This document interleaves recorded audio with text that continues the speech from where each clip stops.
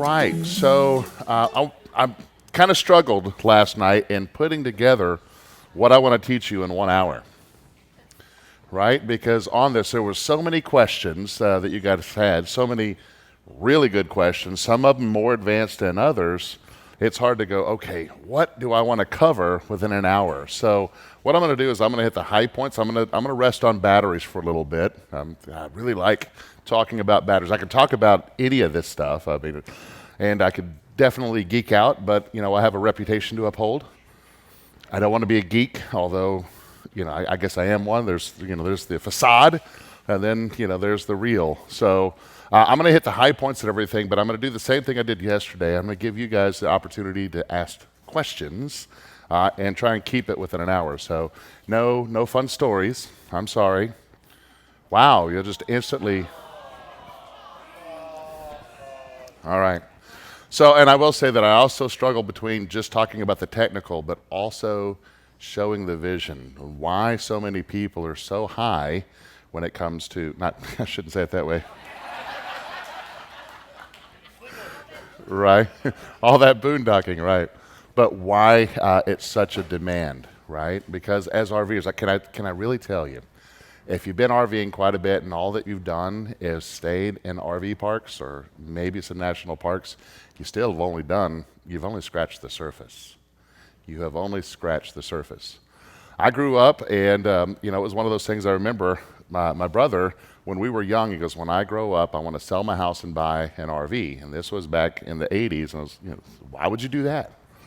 Right? Because at that point, you're at it was everything about, getting your house, get your white picket fence, all that stuff. Why would you sell and do that, right? And growing up in a mobile home, which is kind of odd because it's not very mobile, right? I thought all RVs were that way, right? So why would you go? And it wasn't until I really, got into this. Well, if you don't like where you're at, you can move. Okay, well, there's that. But to wake up one morning and you're on the beach, wake up another morning and you're at the foothills of some mountains at the base, man, right? And guess what? RV parks aren't there. And if they are, you know what? You have to schedule that months in advance in a lot of cases. The popularity of RVing is just expanding even more than we thought, but it's not expanding just as fast. RV parks. Right? And so there's a lot of opportunities out there. So I'm going to be talking about some of the vision, what you can do with solar, what you can do with taking your power with you. Okay? So the first thing that we want to cover, first thing I want to look at is when we talk about solar, I really think it's a misnomer because solar is simply talking about solar panels, right? When we're actually talking about solar as it is, we're actually talking about taking your power with you. Right? Now, before the advent of lithium batteries and better inverters, taking the power with us was generators. Generators are great, except for when you get out to locations where people don't like your noise. They can care less about their noise, but how dare you run your generator? So we get it, right? We got quiet hours, everything else. Generators are great for sometimes during the day, maybe not so great if we want neighbors to be happy. Right? So if we could take a power with us and it be quiet, then that'd be great.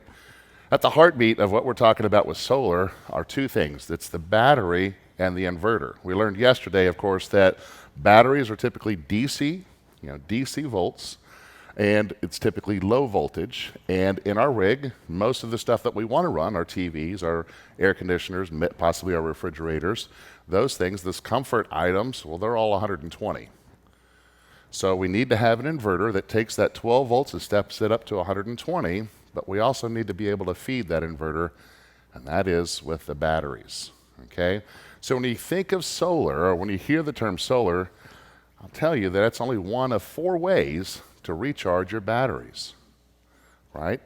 Because what we do is say with FEMA is, we actually go out, and whenever we're setting up, there's a hurricane that comes in, our team gets called out a couple years ago to go set this up, and what they're working with now is, we get out there and we try to set up the travel trailers for the survivors, while they're rebuilding their homes. We want to get there as quickly as possible. The infrastructure is not built. So now what they do is say, well, can we set up a system where we can run 10 rigs off of, a bank of batteries and have a generator that automatically starts, runs, charges up the batteries, and then turns off. So that way they're not hearing that loud generator, right? And guess what? There's not one solar panel on the roof. So taking the power with you is something that's great, because I know that some of you may, when you think of solar, you say, I don't want to poke holes in my roof, right? Well, can I tell you that you probably got about 150 other screws already on your roof, and if it's not leaking, solar panels won't be too different. All right. Well, if we're looking at the heartbeat of things, the first thing that we want to be aware of, like I said, and we're talking solar, is that there's one of 4 ways to charge your batteries. In the RV space, there's one of 4 ways typically to charge your batteries. Right now, yesterday we learned about the converter, and that's when we're plugged into shore power. We can actually use our converter to charge our batteries. Okay. Now with this, with the 4 ways, of course, if we're talking about solar, we also have solar panels. Now solar panels are DC, sends that down. We have to have a controller, but we can charge our batteries with solar panels. We can charge them with shore power. We can charge them with our generator. And then, of course, we can charge them with our alternator. And the coolest thing, we can charge them all 4 at once. That's the neatest thing about batteries, direct current charge. We can have multiple charge sources. As long as we're not exceeding the capabilities of the battery, we can use all 4. How many of you, whenever you are bringing in your fifth wheel or your travel trailer, you still have it plugged into a 7-pin connector, and the first thing that you do is when you get into your site, you want to make sure that you're close enough to shore power, so what do? You hook up your power cord. While you're there, you go ahead and turn it on. Well, when you turn it on, what else did you turn on? The converter. And what is that converter going to do? Start charging. And did you unplug, from your truck or Ram, right? No. Both of them can charge it at once. Doesn't hurt it one bit. Once you start adding solar panels, guess what? You're charging your batteries as you're going down the road, if it's not night time, because of course we haven't created lunar panels yet. All right. So you got 1 of 4 choices. So now what we want to do is we want to start talking about batteries. Now, batteries have been around for about 150 years when we look at batteries, and I'm going to talk about kind of the differences here. And it's not until here recently that we really had a huge jump with lithium batteries, okay? Now, what I'm going to do is I'm going to do a comparison between lead-acid batteries and lithium batteries, kind of give you how the structure of both are set up. And I will tell you that I do lean strongly towards one. I get people coming up to me asking me, should I switch right now? And as much as I want to say yes, I still have to look at this from a logical standpoint. If your batteries are brand new, I'd have to ask you, what are you currently doing? Right? Are you still just going to RV parks? Do you want to go somewhere else where you can be a little bit more independent? Right now, if you're going to RV parks all the time and you're always going to be plugged in, I would wait until the life cycle of those batteries are up. I do want to be honest, right? Because now, if you're just a toolie, right, and you got to have it, okay. I just don't want you going back and say, well, Todd said, we need to have this stuff now. I literally get people that will bring their spouse to me. Can you tell them what you told me, that I need to buy these batteries, or I need to go ahead and get so? No, do not get me in. I don't want to be part of that domestic squabble, right? So let's look at some comparisons with the batteries, and we'll sit on there. Let me skip one more. Here we go.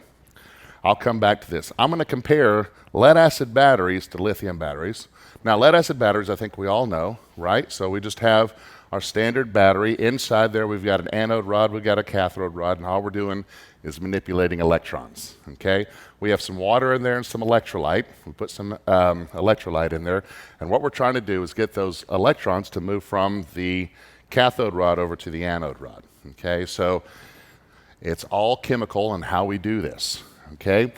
Lead-acid batteries, we know that we get those, and when we are talking our deep cycle batteries, they are rated in amp hours, and the standard size battery that we all get is about 100 amp hours for a 12-volt battery, okay?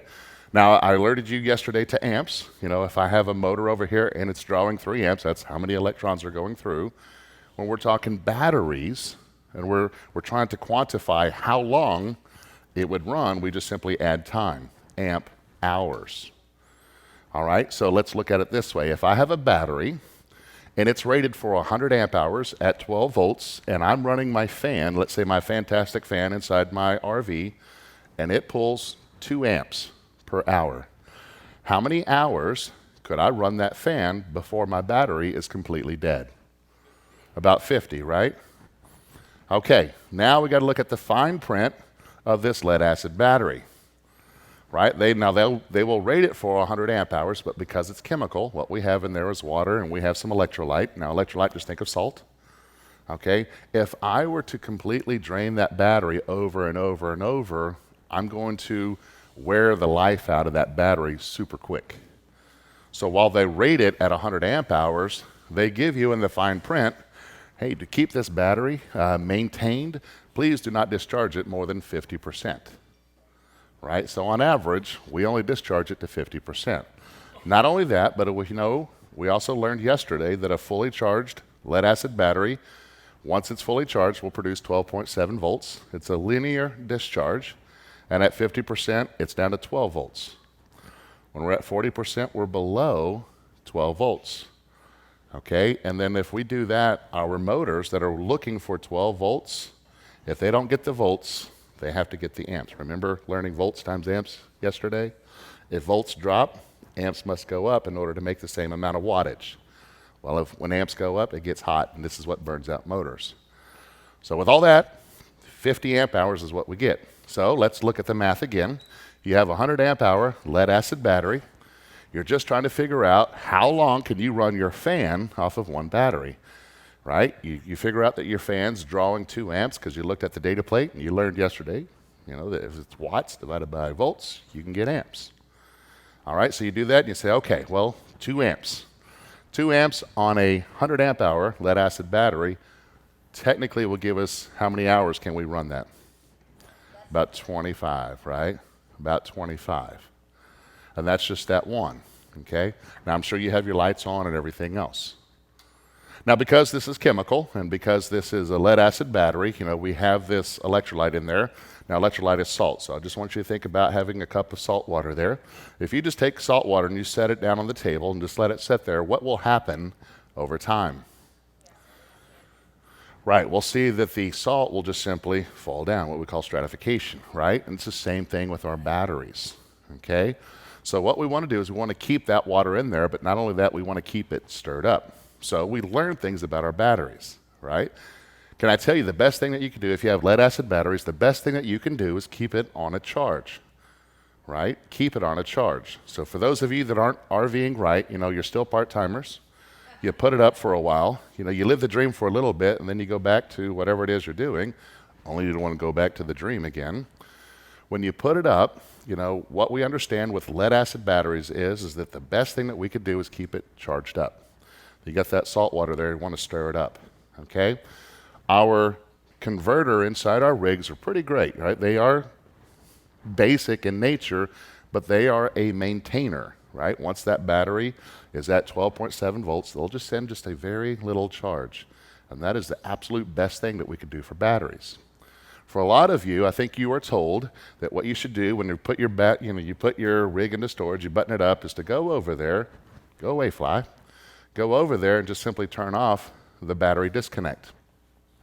Here's what we know about lead acid batteries. They will self-discharge all by themselves, 1 volt every 30 days. Roughly 1 volt every 30 days. So after 60 days, your battery that was completely charged is now at 10 volts. Not going to turn on anything, not much of anything, right? So the best thing to do is to keep it charged. Now, if you've got it put up, and there's no place that you can keep it charged, this is where we would recommend take the battery out, take it to your garage, and put a maintainer on it, right? There's still one more step, and that's just charging it. If I can get just a small discharge, that would be even better, because now I'm really stirring up that electrolyte. And the greatest thing is in your rig, you have a CO detector and everything else that you can't turn off. It's a very small amount of amp draw, so you got a small amp draw going in and a small charge, and then we'll keep it stirred up almost like a blender, right? So this is what we have to understand with lead acid batteries, All right. Now, we also know that there's a life cycle, and it's rated on there. So I've got a chart up here, and what we're going to do is do some comparisons. So lead-acid batteries. Now, when I tell you lead-acid batteries, I'm going to include in that terminology there AGM and gel because it's the same chemistry. The real difference between FLA or lead-acid batteries, AGM and gel, they're the same chemistry. All we're doing is changing how much liquid we have in there. Okay, because with that water, we're trying to move those electrons. Whenever we are having to charge them or discharge them, they will off-gas.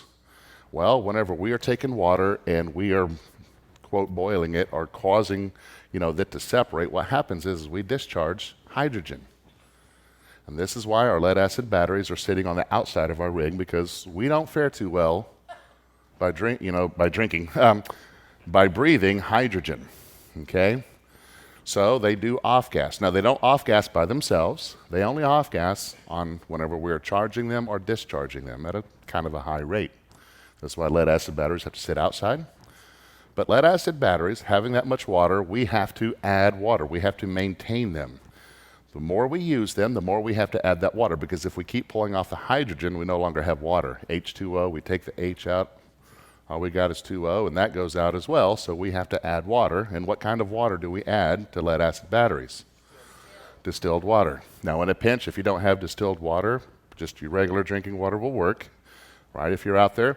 Now, when you're popping those caps and you are looking, at the levels, I know a lot of you may wonder, how high do I actually, add the water, right? So whenever you're adding the water, wait until it gets a top to, goes over our cells, but you will see that the water will actually make a concave. Not all the way up to the top, but once you see it make the little concave, then you know that that cell is full. You just simply go on down. If you do that and you maintain that and keep the connections tight, they will tell you can get anywhere from 300 to 500 cycles. Now, a cycle is taking it from 100% down to 50%. And then charging it back up. That's cycle 1, right? So a lead-acid battery, AGM and gel are roughly around the same. They may plus or minus 100 cycles. So you'll get about anywhere from 300 to 500 cycles. Now, AGM and gel will tell you you can discharge them to 60%. But how do you know what percentage your battery is at? Do you get out there with your multimeter every single day and go, well, I'm at 12.2. Here's my graph over here. I'm going to turn to page 6. Oh, well, that shows me that I'm at 53%. We're good. Right? This is where we live on the edge. We just go until it doesn't work anymore. And then we wonder, what happened? Right? So 300 to 500 cycles. The average weight of a 100 amp hour 12 volt battery is roughly around 60 pounds. Okay, is weight a factor in the RV space? If you have shoes, weight is a factor, right? If you have your boots, and now that you're in Texas, did you all go out and get some boots? You're laughing like that was a joke. Okay, good. All right. So here's the thing. This is what we need to know, right? Let's recap. We know that lead-acid batteries, again, when I say lead-acid, we're talking AGM and gel. They're all the same, right? That we have roughly 100 amp hours if it's 12 volts, but we can only discharge it to 50%, so roughly have only 50 amp hours. We can cycle them about 500 times, but with the lead-acid batteries, specifically, there's a lot of maintenance, okay? Roughly 300 to 500 cycles if we maintain them. How many of you actually, if you have lead-acid batteries, do you, on a regular basis, pop those caps and actually fill water back in there? Or do you just ride it for 2 years and then go get another one, right? It's under warranty. I got, 50% off on the next one. All they're going to do is fill it back up with water, charge it, and sell it used. Okay, so roughly 300 to 500 cycles is what you get. So every 2 years, if you are using that battery religiously, you're going to have to change that battery out. Let's go ahead and juxtapose that, or let's compare that to a lithium battery. Now we're going to change the chemistry, and we're going to change everything that you know about batteries. Okay? Now with a lithium battery, still go with the same 100 amp hours. Okay? Now with that 100 amp hours and with lithium batteries, you can technically discharge that 100%. How many of you have cell phones? Raise your hands if you have cell phones. Those are all lithium batteries. How many of you forget to charge them from time to time and they completely die? Yeah, most of us, right? Because we're adults. We weren't born with these things. We're still trying to figure them out. How many of you still, I no longer feel bad. If I can't figure out an app, I just give it to my daughter here, right? At first I was like, I should know more, right? I'm kind of, every time I say something, do your kids actually, kind of look at what you said and verify it? And here's your best response: I'm older than Google.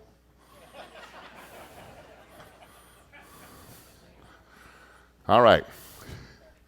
So your cell phone is actually lithium, and there's no problem with discharging it all the way. But what do we know about our RVs? What voltage rules all in our RV?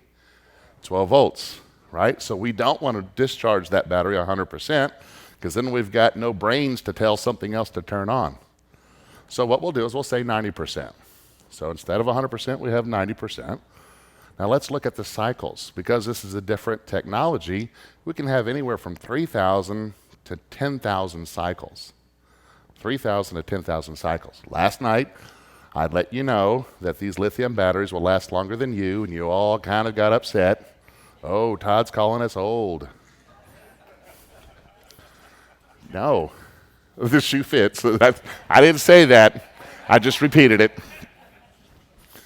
All right, now there's a big variance between 3,000 and 10,000 cycles. And here's the funny thing.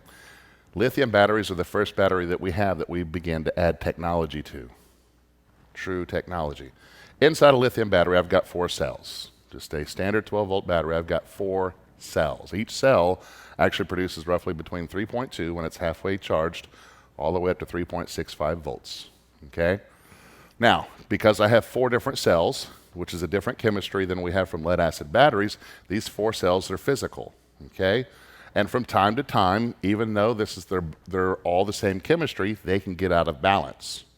So if I can actually put in something that keeps those balanced, that monitors those cells, that makes sure that they don't get overly discharged by cutting off or shunting the request for power from those cells, or over discharged, again, shunting the power, saying, nope, you're fully charged, I'm stopping the flow of electrons.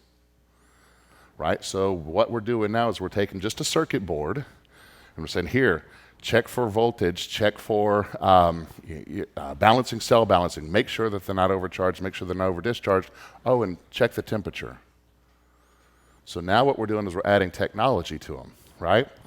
And so this is where we're getting that 3,000 plus cycles. But some of these we can go to 10,000 cycles. How do we do that? Because now we can limit how high we charge them.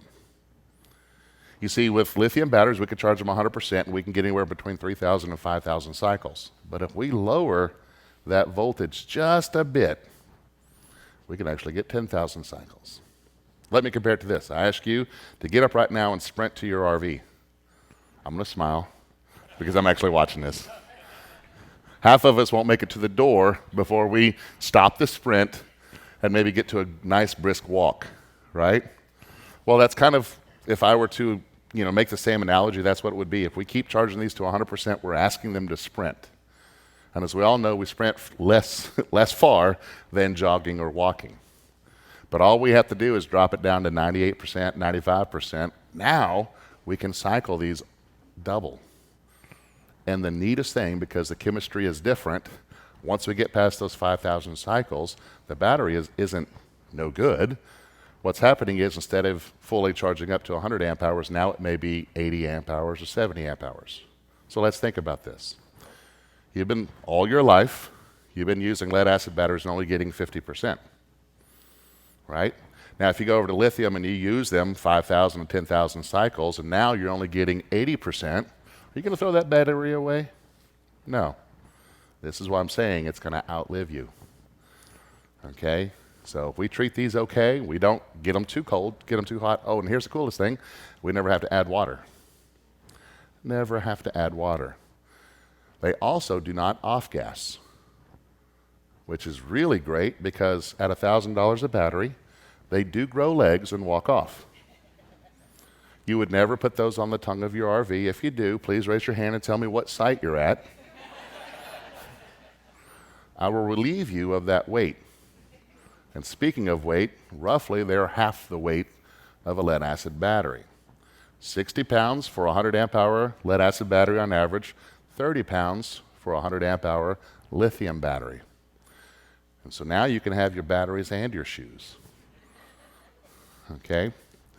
Now there's some considerations when we switch over to lithium, because a lot of you ask, all I got to do is switch over to lithium, right? Well, here's the thing. If each cell, there's 4 cells in there, and we know to fully charge them, 3.65 volts, what is 3.65 times 4?